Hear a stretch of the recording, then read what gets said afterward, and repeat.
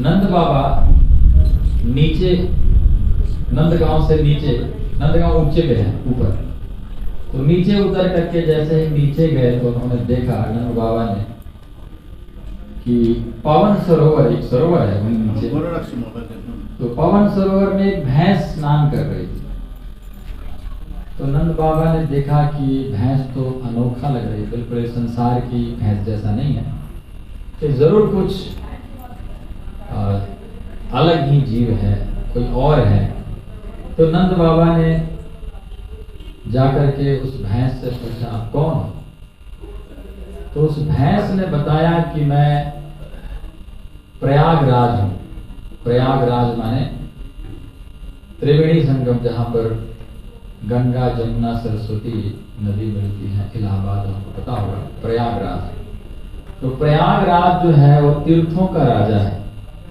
जितने भी तीर्थ हैं उस समस्त तीर्थों का जो राजा है वो प्रयागराज। तो प्रयागराज, उसने कहा कि मैं प्रयागराज हूं। नंद बाबा ने पूछा, फिर प्रयागराज होकर के फिर यहाँ पर भैंस बन करके क्यों स्नान कर रहे हो, क्या बात है, क्या कारण है? तो प्रयागराज ने बताया कि देखिए, मेरे पास नारद जी आए थे और नारद जी ने कहा कि सब कुछ ठीक ठाक चल रहा है, तुम्हारा राज्य, सारे जो तीर्थ है वो सारे तुम्हारे बात मानते हैं, तुमको टैक्स देते हैं। तो मैंने कहा हाँ सब ठीक चल रहा है, सब टैक्स देते हैं, सब अच्छी तरह से, सब मीटिंग सब ठीक ठाक चल रहा है। तो बोले कि क्या ब्रज 84 को तुम्हारे मीटिंग में आता है, क्या तुमको टैक्स देता है? तो बोले नहीं, वो तो नहीं आता है, ब्रज 84 को, जो वृंदावन ब्रज क्षेत्र। तो क्या राजा एक छोटा सा 84 कोस ब्रजमंडल की को अंडर, अपने अंडर में नहीं रख सकते हो, तो क्या राजा? ऐसे कह के नारद जी चले गए। तो प्रयागराज कहते हैं, मेरे को इतना दुख लगा कि ये छोटा सा ब्रज 84 कोस, मेरे नारद जी बिल्कुल सही बोले हैं, क्या राजा हूं मैं, है ना, ये मेरा बात नहीं सुनता है। तुरंत प्रयागराज वहां से भगवान का धाम गया, बैकुंठ लोक, गोलोक धाम। गोलोक वृंदावन में जब भगवान कृष्ण के पास पहुंचा तो भगवान कृष्ण से कहा कि आपके ब्रज जो 84 कोस है, ब्रज वृंदावन है, ये मेरे बात नहीं मानता है, मेरे को टैक्स नहीं देता है, ये मुझे समझ में नहीं आ रहा है ये क्या, क्यों ऐसे कर रहा है। तो इतना खाली सुने थे भगवान ने, भगवान की आंखों से झलझल झलझल आंसू गिरने लगा और भगवान ने कहा, देखो, कुछ देर तक रोते रहे भगवान, और कुछ देर के बाद में भगवान ने आंख खोल करके बोला, देखो, मैंने तुम्हें तीर्थों का राजा बनाया हूं, मैं अपने घर का राजा नहीं बनाया हूं, तीर्थों का राजा हो तुम। बाकी जितने भी तीर्थ है वो सभी तीर्थों का तुम राजा हो, लेकिन ब्रज 84 को से मेरा घर है और तुम मेरा घर का मालिक बनना चाहते हो। ऐसा डांट लगाए भगवान ने, इतना डांट लगाया, ऐसे बोला कि प्रयागराज वहां से एकदम बहुत दुखी हो गया। भगवान बहुत गुस्से में थे। भगवान ने कहा, जाओ, तुम बहुत भारी अपराध किए हो, तुम्हारे अंदर मलिनता आ गई है, तुम्हारे अंदर अहंकार आ गया है, तुम मेरे घर का मालिक बनना चाहता है, मेरे ब्रज की रानी है राधा रानी, मैं ब्रज का राजा हूं, तुम मेरा घर का मालिक बनना चाहता है। और यदि तुम अपवित्र हो गए हो, तुम यदि शुद्ध होना चाहते हो, पवित्र होना चाहते हो, तो जाओ, ब्रज में जितने भी सरोवर है, कुंड है, उन सब में जाकर के स्नान करो, तभी तुम पवित्र हो। तब से मैं आया यहाँ पर, प्रयागराज कह रहा है नंद बाबा से, कि मैं यहाँ आया और सभी तीर्थों में, आपके सभी सरोवर में, राधा कुंड, श्याम कुंड, प्रेम सरोवर, इस तरह से जितने भी सरोवर आदि है, कुंड आदि है, सभी में स्नान कर रहा हूं ताकि मैं पवित्र हो जाऊं। प्रयागराज ब्रज में आकर के स्नान करता है तब जाकर पवित्र होता है, क्योंकि ब्रज ठाकुर जी का अपना घर है। ब्रज वृंदावन जो है वो अपना घर है भगवान का, और बाकी सब तीर्थ है, ठीक है, धाम है, तीर्थ है, जाओ ठीक है, लेकिन वृंदावन जो है वो भगवान का अपना घर है। इस कथा से यही समझ में आता है कि भगवान स्वयं कह रहे हैं कि मैं अपना घर, ये ब्रज 84 कोष वृंदावन जो है ये मेरा घर है। तो एक बार एक और कथा आप लोग को सुनाता हूं। एक बार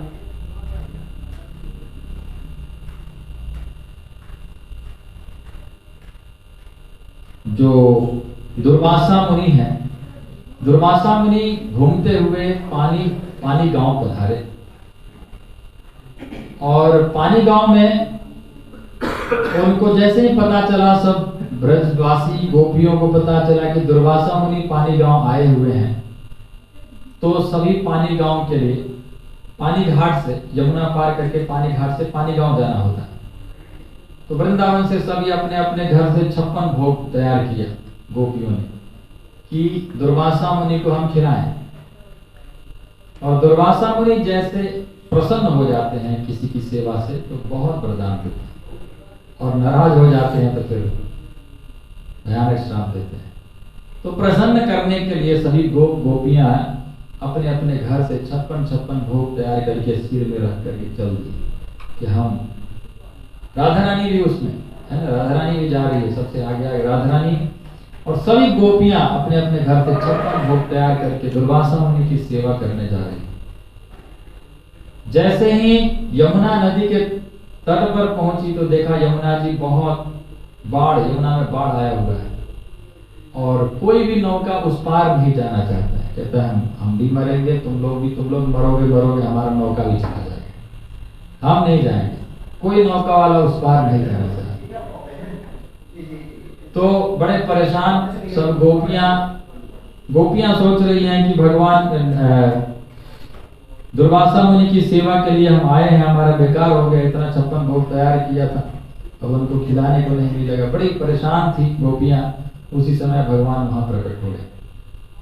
भगवान मुस्कुराते हुए भगवान ने कहा कि बताओ गोपियां क्यों परेशान हो, क्या बात है? गोपियों ने कहा कि ऐसी ऐसी बात है, हम दुर्वासा मुनि की सेवा करना चाहते हैं। भगवान ने कहा देखो, जाओ यमुना जी से जाके बोलो, यदि हमारा कृष्ण ब्रह्मचारी है, नैष्ठिक ब्रह्मचारी माने कभी स्त्रियों का मुख भी नहीं देखता है ना, ऐसा ब्रह्मचारी, यदि ऐसा है तो आप हमें रास्ता दो। भगवान ने ऐसा बोला, जाके बोला। तो गोपियों को हंसी आया, आप हमारे साथ महाराज करते हैं, आप हमारे साथ रहते हैं, आप बोलते हो कि मैं नैष्ठिक ब्रह्मचारी हूँ। भगवान ने कहा कोई बात नहीं, जाओ जाके बोलो तो सही। तो जा करके जैसे ही गोपियों ने हाथ जोड़ करके कहा, हे यमुना महारानी, हमारे कृष्ण कन्हैया ब्रह्मचारी है, नैष्ठिक ब्रह्मचारी है, तो आप हमें रास्ता दो। यमुना महारानी दोनों साइड हो गई, ऐसी बीच से बिल्कुल रास्ता, दोनों साइड पानी हो गया और बीच में रास्ता दे दिया, और सब गोपियों ने एकदम बिल्कुल जैसे नीचे मिट्टी में जा रही है, और उस पार पहुंच गई। उस पार गई, सभी गोपियों ने खूब सुंदर सा भोजन कराया। दुर्वासा मुनि ने खूब भोजन किया। जितना गोपियों ने, हजारों के तादाद में गोपियां थी, उस सब ने 56 भोग लेकर आए थे, और सबका सब बैठ करके सब खा गए। दुर्वासा मुनि सबका सब साफ कर दिए और आशीर्वाद दिए, तुम लोग बहुत अच्छा सेवा किए हो, तुम्हारी सेवा से मैं बहुत प्रसन्न हूं, मेरा आशीर्वाद है। राधा रानी को आशीर्वाद दिया, दुर्वासा मुनि ने आशीर्वाद दिया राधा रानी को कि आज के बाद तुम्हारा पकाया हुआ जो कोई भी खाएगा उसको कभी रोग नहीं होगा, वो कभी बूढ़ा नहीं होगा, और वो कभी हारेगा नहीं, युद्ध में कभी नहीं हारेगा, है ना, हमेशा विजयी होगा तुम्हारा हाथ का पकाया हुआ जो भी खाएगा।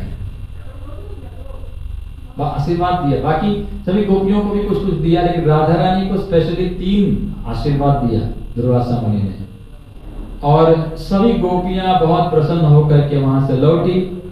लेकिन दुर्वासा मुनि से गोपियों ने कहा कि हम लोग कैसे जाएं, लौटे कैसे वृंदावन को। तो दुर्वासा मुनि ने पूछा कैसे आई थी, बोली ऐसे ऐसे भगवान ने कहा कि निश्चित ब्रह्मचारी हूँ तो रास्ता दो यमुना महारानी के। हम लोगों ने कहा यमुना महारानी से, तो यमुना महारानी ने तुरंत रास्ता दे दिया। तो दुर्वासा मुनि ने कहा देखो अब जाओ यमुना जी से जाके बोलना, यदि दुर्वासा मुनि कुछ खाते पीते नहीं है, एकदम दुर्वा घास के रस पीकर रहते हैं, कुछ खाते नहीं है, दुर्वा घास के रस, जूस बना के, दुर्वा घास होता है ना उसका रस बना के अगर पीते हैं, ये बात सही है तो हे यमुना महारानी हमें रास्ता दे दो, जाके बोलो। गोपियों को हंसी तो नहीं आई, हंसी तो आ रही पर संभाल ली, यहाँ से हंसने लग जाए, कुछ बोलने लग जाए तो दुर्वासा मुनि गुस्सा हो जाएंगे, श्राप दे देंगे, अभी मिला वरदान ऊपर से श्राप आ जाएगा। तो गोपियों ने कुछ नहीं कहा और चुपचाप वहां से ठीक है महाराज ठीक है प्रणाम करके वहां से चल दी। और यमुना महारानी से जाकर के कहा कि दुर्वासा मुनि यदि दुर्वा घास का रस पी करके रहते हैं, कुछ खाते पीते नहीं, ये बात सही है, तो हे यमुना महारानी हमें रास्ता दो। तुरंत यमुना महारानी ने, दोनों साइड पानी हो गए, बीच में रास्ता, जाओ। गोपियां वहां से चल दी। उस पार पहुंची तो यह गोपियों ने सोचने लगा क्या बात है, सब उल्टा उल्टा हो रहा है? सोच रही थी, सिर खुजला रही थी, क्या बात है, ये सब उल्टा क्यों हो रहा है। भगवान सामने प्रकट हो गए, क्या बात है, गोपियां परेशान लग रही। गोपियों ने कहा ऐसी ऐसी बात है, देखिए आपने भी बोला ऐसे, उधर से दुर्वासा मुनि भी पूरा 56 भोग खा गया हमारा, जितना जितना लेकर गए थे सबका खाकर खत्म कर दिया, और बोलते हैं मैं कुछ खाता ही नहीं। तो ये कैसे हो रहा है, यमुना महारानी सबकी बात को सही कैसे मान रही है। भगवान ने कहा देखो इसमें बहुत बड़ी बात है, सबसे बड़ी बात यह है कि आप आसक्त हो या निरासक्त हो, यह सबसे बड़ी बात है। कितना खा रहा है कितना नहीं खा रहा है, कैसे रह रहा है कैसे नहीं रह रहा है, इससे ये बड़ी बात नहीं है। मैं तुम लोगों के साथ रहता हूं, भगवान कहते हैं कि मैं तुम लोग के साथ रहता हूं गोपियों से, लेकिन मेरे में कोई आसक्ति नहीं है तुम्हारे प्रति। भगवान कहते हैं कोई आसक्ति नहीं है, मेरा मन करेगा तो एक दिन ऐसे एक झटके में छोड़ के मैं चला जाऊंगा और मेरे को कोई आसक्ति नहीं होगी। मथुरा चला जाऊंगा फिर लौट के आऊंगा ही नहीं, है ना। आसक्ति और निरासक्ति, सबसे मेन जो बात है आसक्ति और निरासक्ति। मेरे में कोई आसक्ति नहीं है तुम्हारे प्रति और एक झटके में छोड़ के जा सकता हूं, चला जाऊंगा। और देखो दुर्वासा मुनि मिला तो खूब खाया, ले जाके तुम लोगों ने खिलाया तो खूब खाया, और नहीं मिला तो दुर्वा घास के रस पी के रह लेंगे, हवा पी के रह लेंगे। उनको ऐसा नहीं है कि किसी राज महाराज के पास जाएं, किसी राजा महाराजा के पास महल में जाएं, खूब सोने के थाली में खाएं, खूब बढ़िया बिस्तर पे सोए, ऐसा नहीं है। दुर्वासा मुनि को अगर मिला तो खाया और नहीं मिला तो वैसे भी रहते हैं। यदि दुर्वासा मुनि चाहते तो दुर्वासा मुनि किसी के घर में जाएंगे, किसी राजा के पास रहेंगे, आज इस राजा के पास कल उस राजा के पास, आज अमेरिका के हैं जो बाइडेन के घर में खा रहे हैं, दूसरे दिन पीएम नरेंद्र मोदी, तो बड़े बड़े राजाओं महाराजाओं के घर में बैठकर खा सकते हैं वो, एक दिन यहाँ एक दिन वहां, और उनका कहीं भी वो अपने इच्छा से चले जाते हैं। तो चाहते तो बढ़िया बढ़िया खा के रह सकते हैं, लेकिन वो नहीं चाहते हैं, नहीं खाते हैं, अपना जंगल में रहते हैं, अपने आराम से जो मिला वो खा के अपना रहते हैं। आसक्त नहीं है खाने पीने के लिए, ऐसे नहीं कि खाना है खाने के लिए दौड़ते रहे, कहाँ क्या मिलेगा, कहाँ बढ़िया मिलेगा, कहाँ पनीर मिलेगा, कहाँ मालपुआ मिलेगा, इसके लिए नहीं दौड़ते रहते हैं दुर्वासा मुनि। इसलिए आसक्त नहीं है, खाने में आसक्त नहीं है, इसीलिए उन्होंने जो यमुना महारानी ने कहा है माना है, ये बात सत्य है। तो प्रभुपाद जी कहते हैं कि जो व्यक्ति इस संसार में धन दौलत है, खूब पैसा है, खूब धन है, सब कुछ होने के बाद भी यदि उसमें वो आसक्त नहीं है तो बैरागी बाबा जी है। सबसे विरक्त है घर में बड़े बड़े ठाट बाट में, खूब अच्छे घर में, खूब अच्छे गाड़ी में, लेकिन उसको उसमें आसक्त नहीं है, वो आसक्ति नहीं है, तो वो बैरागी बाबा ही माना जाएगा। और यदि किसी के पास में कुछ भी नहीं है, छोटी टूटी फूटी सी कुटिया है, लेकिन पैसे में बड़ा आसक्त है, जितना है उतने में खूब आसक्त है, हमारा पैसा ना नुकसान हो जाए, हमारा ये ना हो जाए, हमारा वो ना हो जाए, तो वो फिर बैरागी बाबा ही क्यों ना हो, अगर उसको बहुत ज्यादा आसक्ति है तो वो फिर किसी काम का नहीं। तो आसक्ति और निरासक्ति, प्रभुपाद जी के पास इतना पैसा था, यहाँ से गए थे 40 रुपए में गए थे, अमेरिका पहुंचे, इतने बड़े बड़े शिष्य हुए, बड़े बड़े बहुत धनवान लोग हुए, सब कुछ बहुत पैसा हो गया, लेकिन उनको कहते हैं हमारे पास, हमारा तो कुछ है ही नहीं, तो आसक्त नहीं थे। तो इस प्रकार से हम लोग ये समझ में आता है। अच्छा, राधा रानी को एक वरदान मिला, यह 3 वरदान मिला। तो राधा रानी से भगवान नंद बाबा ने वृषभानु जी से जाकर कहा, वृषभानु जी राधा रानी के पिताजी, वृषभानु जी से जाकर के नंद बाबा ने कहा कि मेरे घर में भगवान कृष्ण कन्हैया के लिए भोजन पकाने के लिए राधा रानी को चाहिए। राधा रानी रोज समय से आ जाएं और कृष्ण के लिए राजभोग बनाए, दोपहर का जो भोजन है बनाए, और उसको हमारे कृष्ण कन्हैया भोजन करेंगे। और क्योंकि राधा रानी को वरदान मिला हुआ है कि जो भी राधा रानी का बनाया हुआ खाएगा उसको वो कभी हारेगा नहीं, युद्ध में नहीं हारेगा। तो सोच रहे हैं, नंद बाबा ने कहा कि मेरे कृष्ण कन्हैया को बहुत सारे असुर आते रहते हैं, आक्रमण करते हैं, पूतना आ जाती है, कभी अघासुर आ जाता है, कभी बकासुर आ जाता है, कभी तृणावर्त आ जाता है, अनेक असुर आते रहते हैं। तो आप कृपा करके ऐसी व्यवस्था करिए कि राधा रानी आकर के हमारे कृष्ण कन्हैया के लिए भोजन तैयार करें। तो वृषभानु जी मान लेते हैं, क्योंकि वृषभानु जी नंद बाबा के बहुत अच्छे मित्र हैं। वृषभानु जी मान लेते हैं और राधा रानी रोज आती है, बरसाने से नंदगांव आती है, 5-6 किलोमीटर दूरी है, वहां से पैदल आती है, भगवान के लिए राजभोग बनाती है, दोपहर का भोजन बनाती है और फिर बरसाने जाती है। ये उनका नित्य नियम था। जब विवाह हुआ ना तब भी ये नियम था कि राधा रानी आकर के बनाएगी, फिर जाएगी ससुराल जहाँ जाना है, जो करना है। तो ये नियम ये पहले से तय हो गया था।